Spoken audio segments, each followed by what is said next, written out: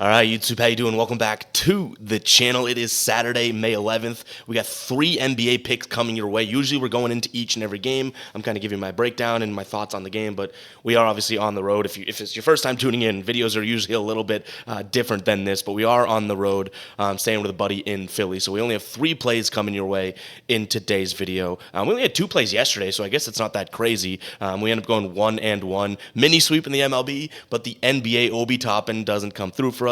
But we did cash with Michael Porter Jr., so we love to see that, right?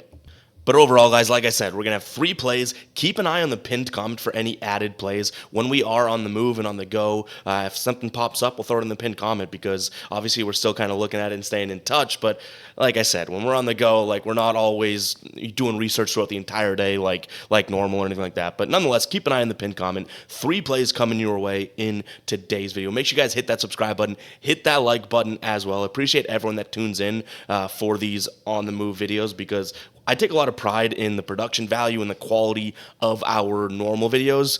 So to be able to do it on the road, and obviously it's more of a makeshift format, to still see people rocking with it means the world to me. So I appreciate the hell out of you guys. But pick number 1. Might be a little homerism here, but we're looking at the Boston Celtics -7.5. I really do like this, regardless of me being a Celtics fan or not. We saw what happened in my biggest sort of point of reference, 2, I should say. Game number 1 against Cleveland, they won by, 25, right? So we know that they can do it. Game number 2, the Celtics obviously did not shoot well from the floor, especially from 3, and it led to them, honestly, getting mollywhopped their second time. They're like, shout out to mollywhop with the ride of the day. Doesn't come through, but shout out to you, man, as I say that word. But they end up, kind of getting outshot, outplayed, everything. We almost saw this exact thing in games 1 and 2 against Miami when looking at the Celtics here. Game number 1, okay, yeah, that was pretty good. They looked good. They won, I think it was literally by 20 points or something like that, right? And then game number 2, Miami comes to Boston, or was in Boston, and dominates them. So until I see that the Celtics don't bounce back from that, I expect them to bounce back and in a big way. It's crazy that there's so much criticism about this team when we kind of saw this exact same situation. So I like the Celtics minus the 7.5 points. We can't use our recency bias and be like, oh, maybe the Celtics aren't that good. Like, they've been dominating the playoffs with or without Porzingis. So one bad shooting night is not going to deter me from liking my home team here minus 7.5. So that is play number 1. Comment bias if you think that I'm biased in the comments because you know what? Maybe I am, but at least we are owning it. I'm not going to come on here and be like, oh, well, it has no bias to it. It might, but I think it makes a hell of a lot of sense too. Celtics minus 7.5, play number 1. Play number 2, I really like this one. It's going to be a half-unit play because I guess it's a little risky, but hey, drop our nuts on the table, why don't we? We got a plus 135 PJ Washington over 2.5 3-pointers made. What I like about this is his last 3 games. So this is a hit rate of only 31% on the entire season, okay? His last 3 games, he's hit this in 2 of those. He had 4.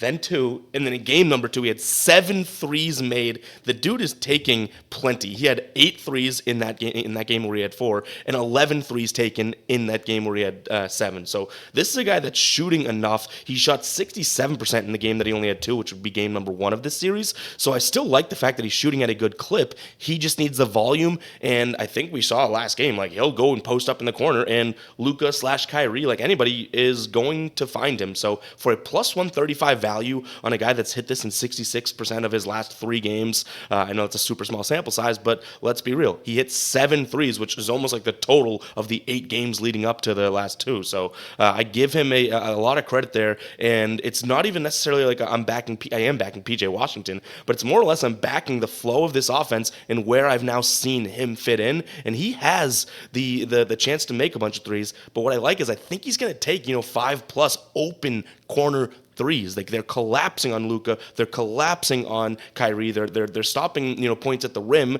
leaving guys like Washington out there just standing. And there's a few other guys on the team that I don't mind with these sort of catch and shoot type threes either. But PJ Washington for plus 135. Go do it. But I do give you the credence if you're hating on this pick, the recognition of the sense of like, yeah, this is kind of a flyer. That's why it's a half-unit play. He could go out there and have 0 threes. Like, PJ Washington's not a shooter, but I think the volume could, or at least should be there in today's game here. Play number 3, we're staying in that same game, and we are fading a guy that we've literally cashed on him both games so far in the series.